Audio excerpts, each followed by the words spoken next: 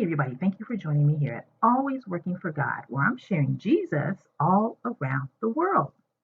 Today in this video, we will be discussing the Bible in 5 minutes, where you or someone else may have a question that you cannot answer, and all the answers are in the Bible.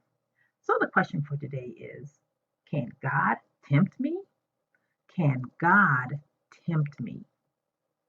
Let's go to the book of James, chapter 1, verses 12 through 14. The book of James, chapter 1, verses 12 through 14.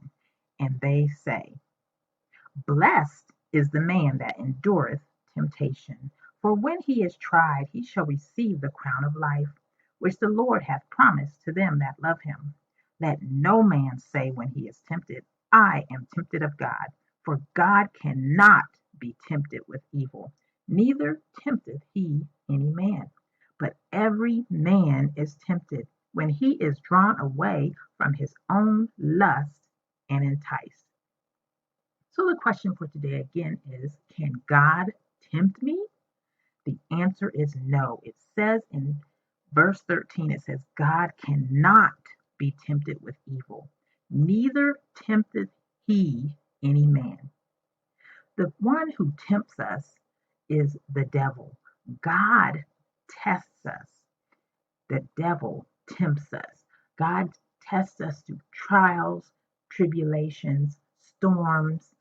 He tests us to see if we are faithful to him, to see if we love him, to see if we are obedient, to see if we can endure.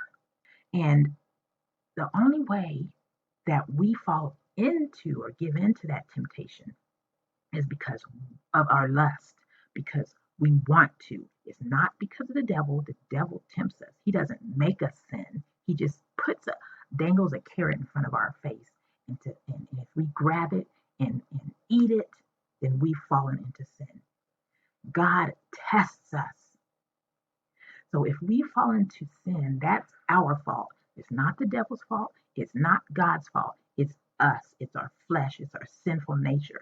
It's our desire for sin, desire to sin. In verse 14 again, it says, but every man is tempted. Every man. Underline that word, every. We as human beings are tempted every day. We can be tempted by food, tempted by sex, be tempted by drugs, alcohol, anything that we know is not good for us, that we know can harm us, we know is against God's will. That is a temptation by the enemy, because the enemy wants us to fall. The enemy wants us to fall into sin. The enemy wants us to be disobedient children. We are going to be disobedient children of the devil if we walk in sin, if we purposely sin, have a sinful lifestyle because of our lust, because we can't hold back. If you are born again and have the Holy Spirit dwelling inside of you, the Holy Spirit leads and guides us into all truth. The Holy Spirit can hold us back from falling into that trap, from falling into sin. He will help us to run from sin.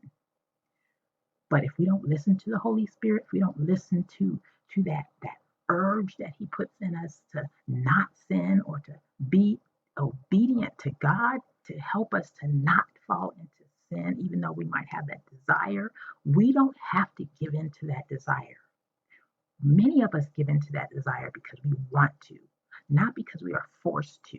It's because we want to. So God cannot tempt us. It's the devil. Jesus was tempted on that top of the hill by the devil, offering him all the kingdoms of the world. He wanted Jesus to sin. Jesus was a sinless, perfect, 100% man, 100% God. It is us that is not perfect. It is us that need the Holy Spirit to help us to keep from falling into sin.